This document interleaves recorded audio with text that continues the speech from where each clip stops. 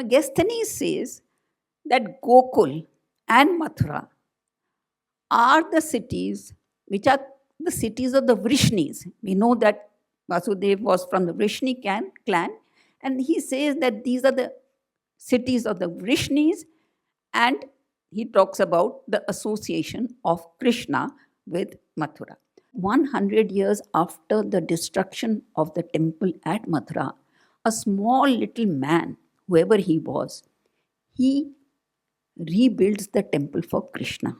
So to cut the long story short, Bir Singh Bundela's temple was seen by many foreigners who came to India, and they've written their accounts of the temple, which you can all see. And finally, this was the temple that was destroyed by Aurangzeb.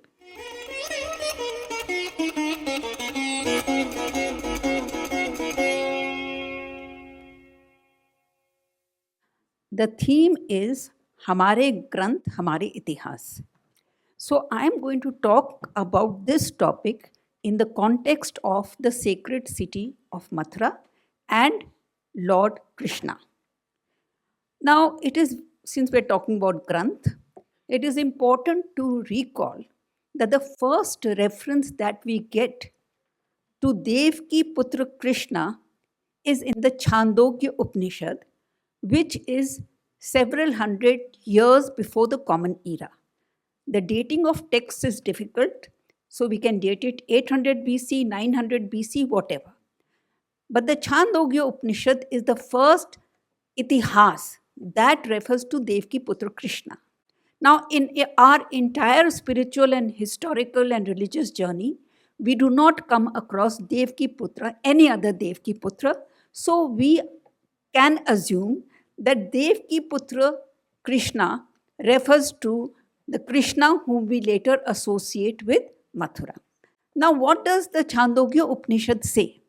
The Chandogya Upanishad says, Devki Putra Krishna came to learn from his teacher. It gives the name of the teacher. And then, what is even more surprising is that when we look at the Mahabharata, what Krishna enunciates in the Mahabharata, in the Bhagavad Gita, is more or less the doctrines that Chandogya Upanishad says he learned from his teacher. So this is absolutely astonishing piece of evidence that most of us are not aware of. Chandogya Upanishad, the history of Krishna begins in Chandogya Upanishad. That is the first reference that we have. Then after that, we have all heard of Panini. Panini wrote rules of grammar. And the importance of Panini's text is that it has never been tampered with by anyone. So the Panini's text is the way that Panini wrote it. Panini's text has never been added or subtracted. It has thank you so much. It has the same value as an inscription.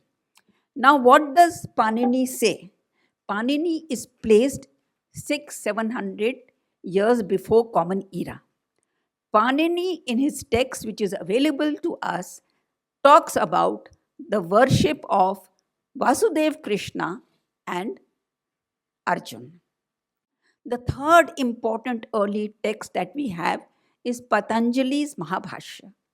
So there are three texts that I've talked to you about: Chandogya Upanishad, Panini's Ashtadhyayi, and Patanjali's Mahabhashya. Now, Patanjali's Mahabhashya is an elaboration of the rules that have been presented by Panini. Now, in Mahabhashya, Patanjali says that according to the rules established by Panini, if you're naming two people, then the shorter name will come first and the longer name will come afterwards. For example, if I'm giving an example, if you mention Gita and Meenakshi, Meenakshi is the longer name, it will come after and Gita will come first. But Patanjali says there is one exception that Panini has made to the rule.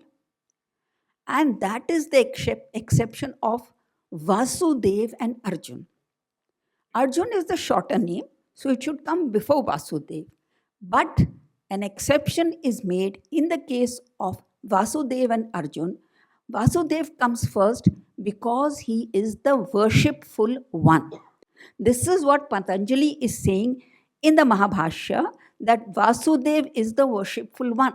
So, when we talk about whether Krishna was a historical figure or what was the relationship of Mathura with Krishna, all these are modern red herrings that have been placed before us to detract a continuous evidence of worship of Krishna. Chandogya Upanishad, Panini, and Patanjali. And the last person that I want to quote is Megasthenes. Megasthenes was an ambassador to the court of Chandragupta. And Megasthenes wrote a book, Indica, that has actually been lost, but portions of that book have survived, which were quoted by other historians of that time. And Megasthenes says that Gokul and Mathura are the cities which are the cities of the Vrishnis. We know that Vasudev was from the Vrishni clan, and he says that these are the cities of the Vrishnis, and he talks about the association of Krishna with Mathura. So, Hamara Itihas, we talk about Hamara Itihas, these are four evidences that I've given. They're all before Common Era. How long before? It doesn't matter to us. Now, to come to the actual epigraphic evidence that we have from Mathura. The actual epigraphic evidence that we have from the city of Mathura will come as a surprise to most of you. And this epigraphic evidence means inscriptions. Now, Mathura was attacked so many times, so nothing has survived intact. Most of it has been destroyed. Only little fragments that have survived. And I think it is an expression of Vasudev Krishna's determination to cling to the holy city of Mathura, that these fragments of inscriptions have survived. What is the first inscription? The first inscription is before 15 Common Era. Why do I say 15 Common Era? Because it mentions the reign of a king who ruled till 15 Common Era. Now that inscription is very important because it refers to a person, it gives his name, and it says that I am creating this structure. It describes that structure, parts of it. It's a rectangular, around it are buildings, there's a toran, etc. We don't have the full details because the inscription has not survived. But the inscription says, the person who's making this inscription, he says, I'm making this structure for Vasudev. Vasudev's name has survived in that inscription. And where am I making it? I'm making it in the Mahasthan of Vasudev. Now, because the rest of the inscription has not survived, we don't know what he means by Mahasthan. But this much we can guess, that Mahasthan means a place of great importance. Whether it is the birthplace, I will not say that because it doesn't say Janamsthan, it says Mahasthan. So it can be either the birthplace of Krishna or a place which is connected with an important event in his life, like the killing of Kans. So this is the first inscription that we have. Soon after that, within half a century after that, we have another inscription that has been found, that was found in a well in Mathura. Because Mathura was attacked so many times, some inscription fell somewhere, most were destroyed, images were destroyed. Now this inscription is even more fascinating. It is about 30-40 years after the first inscription. Now it says that this stone structure is being built, and it mentions the 5 Vrishni heroes. And who are the 5 Vrishni heroes? We all know they are Vasudev, Sankarshan, Anirudh, Samba, Pradyumna. So it says that we are building this stone structure for the 5 Vrishni heroes. And you may not believe it, but it is so surprising that Alexander Cunningham, we all are talking in front of Dr. Mani, we all know about Alexander Cunningham. So Alexander Cunningham excavated a mound near where this inscription was found. And there, when he excavated the mound, he found 3 statues.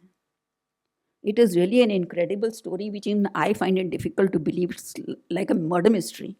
So he finds three statues. The statues are headless. There is no only the torso is there. The head and the feet are missing. But all the reputed art historians of the world and India, they are unanimous that two of these statues represent Vasudev and his brother Balram. There is no art historian who has differed on this point of view. And the third statue is that of a lady. Head is also missing, but on the petticoat, below the petticoat, the pedestal has survived and it gives the details, and it seems to be Vasudev and Sankarshan's sister Eknamsa.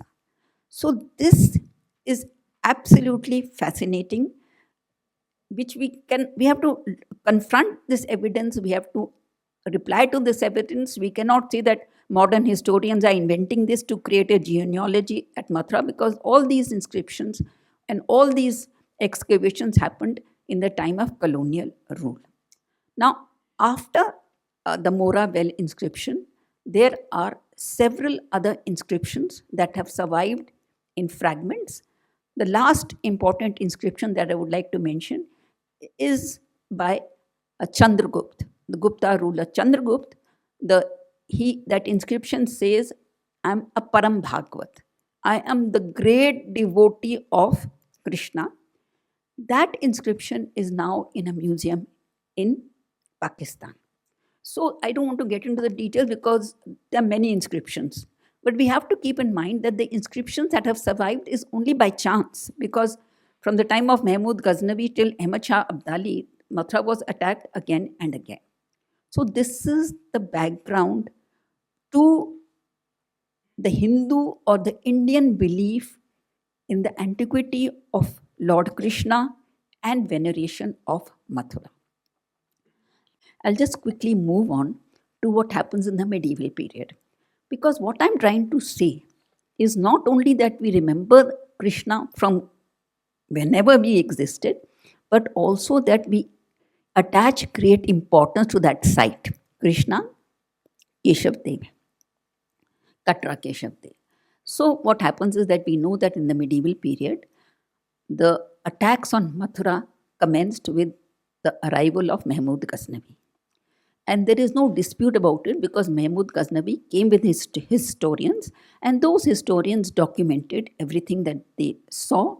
And the Utbi is the historian who says that, Mahmud Ghaznavi and all her followers, we were stunned when we saw Mathura, the majestic temples, the carvings, the intricacies. Only God could have come to earth and made those temples, and it would have taken ages and ages. But to cut the long story short, Utbi says that Mahmud Ghaznavi destroyed the temples. Now, in those days, when we remember our past, we have to remember and take note and pay homage to something called the civilizational memory. So, 100 years after Mahmud Ghaznavi has destroyed Mathura, we find a small fragment of an inscription. This fragment of an inscription is by a person called Jhajja. We don't know who Jhajja was because there's nothing about him from any other source that we know. If that inscription had not survived, we would not have known that 100 years after the destruction of the temple at Mathura, a small little man, whoever he was, he rebuilds the temple for Krishna. Now, when I say rebuild the temple for Krishna or for any other deity in the medieval period, we have to keep in mind that the temple that was rebuilt was only a small fraction of the size and grandeur of the temple that was destroyed. Because political power was not in the hands of the believers of Krishna, the worshippers of Krishna, and that they did not have the economic might to build big temples. So, this small temple, Jhajja says that I have built the temple. Now, how did Jhajjar remember that Mahmud Ghaznavi had destroyed it 100 years ago? So, this is a story that happens again and again. The temple he built is obviously destroyed, repaired, destroyed, repaired. We have Firoz Tughlaq, Sikandar Lodhi, etc., who destroy, destroy, the temple is rebuilt. Rebuilt means not a grand temple, small temple, the old temple is repaired or whatever. So this is what happens. Then in the medieval, 5 minutes more. Then in the medieval period, we have, Portuguese Jesuits, they come to Akbar's court because many of them were convinced that they can convert Akbar to Christianity. So one of the persons who came to Akbar's court was Father Montserrat. What he has written has been translated into English, and you can all read it on the internet because those books are easily available on archive.org. So Father Montserrat writes, that I went to Mathura. And he says that, there is nothing left in Mathura. The fragments of destroyed temples, the devotees are building small huts and putting parts of the temple that has been destroyed, the murti that has been destroyed, putting in those huts and worshipping them. He says there is only one temple that survives. And you look at the account that he writes, he's a foreigner. But with what empathy he writes for the people whose civilization was crushed and who still are faithful to their gods, and they built small kutiyas, huts. We all know what kutiya is, small thing. And this is what Father Montserrat writes. Now, I'll just have 2 more instances to quote. Now, in the time of Jahangir, when Jahangir was a prince, Prince Salim, and his father was still ruling, Jahangir revolted against his father. And he set up a separate court. And then he learns that Akbar has called Abul Fazl from the Deccan to come and meet him at Agra.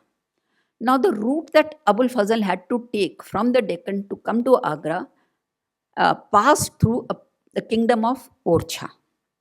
So Jahangir writes to one of the princes of Orcha and says that I will make you the king of Orcha when I become Mughal emperor if you cut Abul Fazl's head and send it to me. Jahangir has recorded all this in his autobiography because there was nothing to be ashamed of. It was all statecraft according to him, and he has recorded all that he did. So he writes that Abul Fazl's head was presented to me by Bir Singh, and when I became Mughal emperor, I made Bir Singh the king of Orcha.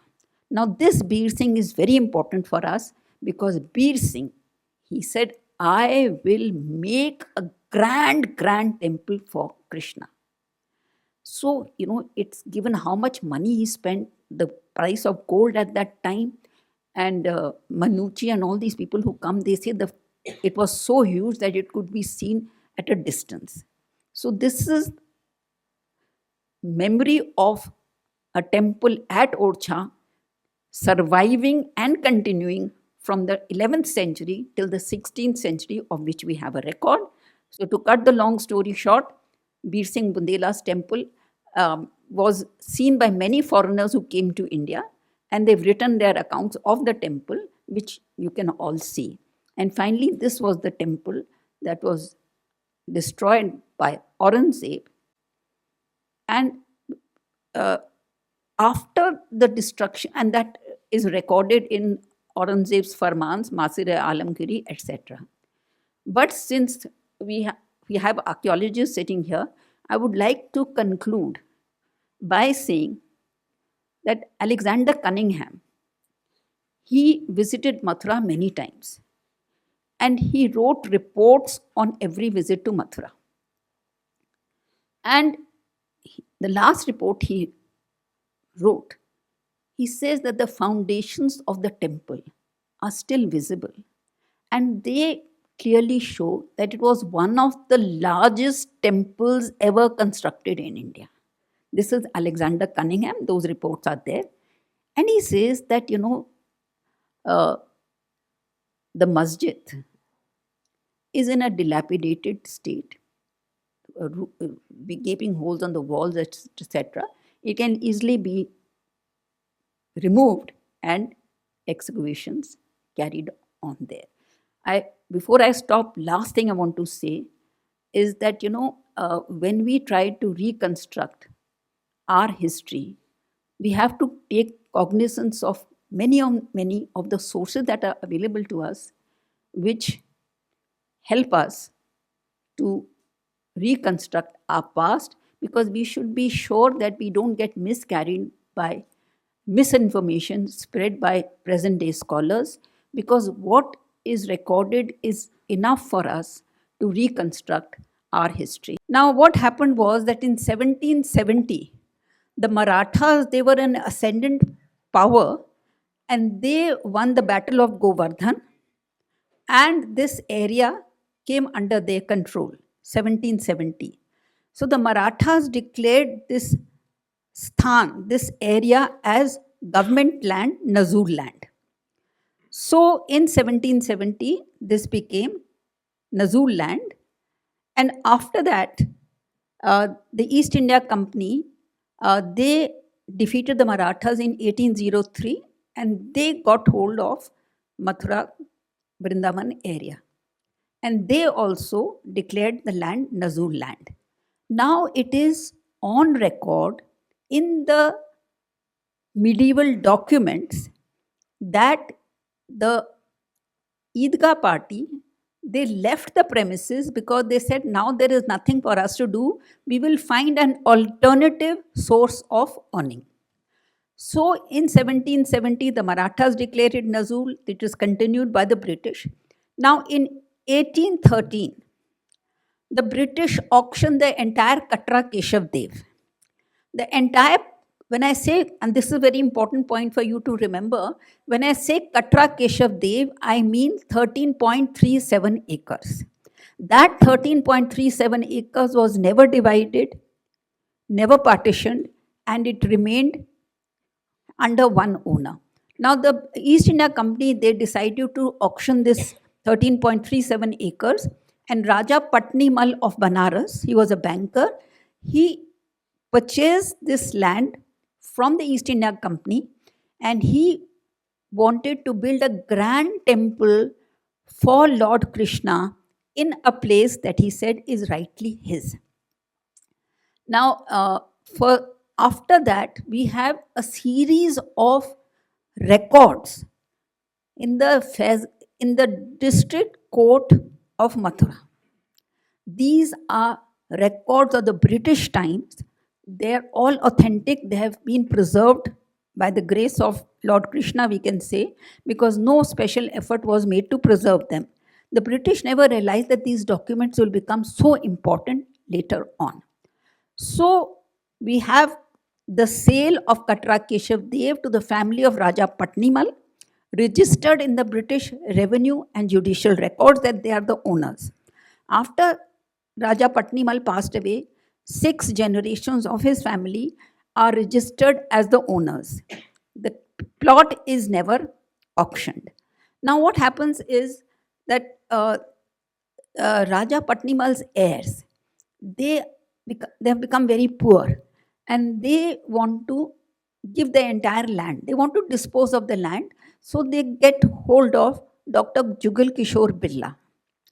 Jugal Kishore Birla, we all know, was a very leading industrialist. And the heirs of Raja Patnimal say that, we are not selling this for money. We don't want any money for this. The point is that we have a small loan of 13,000 rupees. We are not able to repay. So please repay that loan. That's all that we want.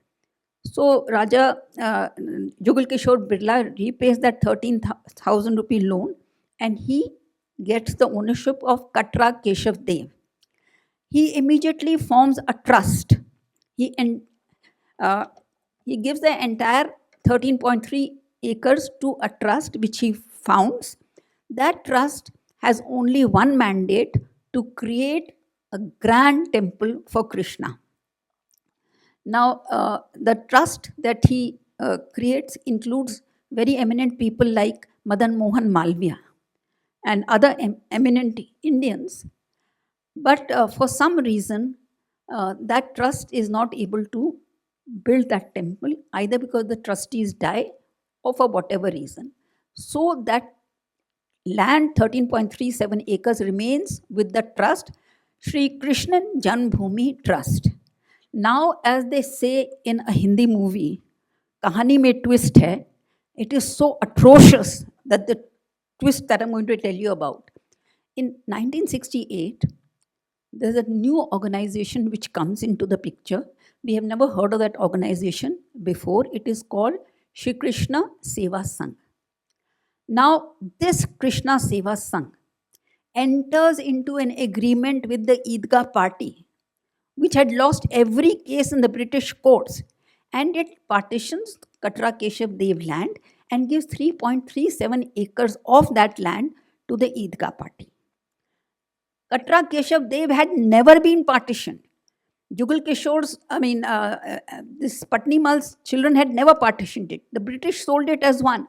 But in 1968, Katra Keshavdev is partitioned and 3.37 acres of the land is given to that Eidgah party which had lost all cases in the British court. What was the compulsion to enter into this agreement?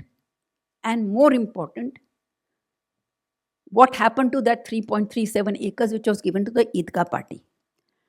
I don't want to make it a political debate, but I just want to leave this for you to ponder about. That 3.37 acres that was given to the Eidgah party was part of Katra Keshavdev. So the question arises that the present Eidgah, is it built on that 3.37 acres? If it is built on that 3.37 acres, it is obviously built after 1968.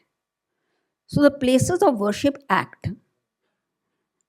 should not apply to it, because the Place of Worship Act says that the religious character of a place as it is in 1947 shall not be tampered with. So obviously, according to the calculations of many people who have studied this, the masjid was built after 1968 and it was built on part of the land that was surrendered by Eidgah party. Now Shantanu asked whether the mandir at Mathura is the largest mandir. I will only say that that mandir has been deprived of 3.37 acres of its land. Why it was done, under what compulsion, is something that we can discuss and debate, but I just wanted to bring this story up to date for your information. Thank you.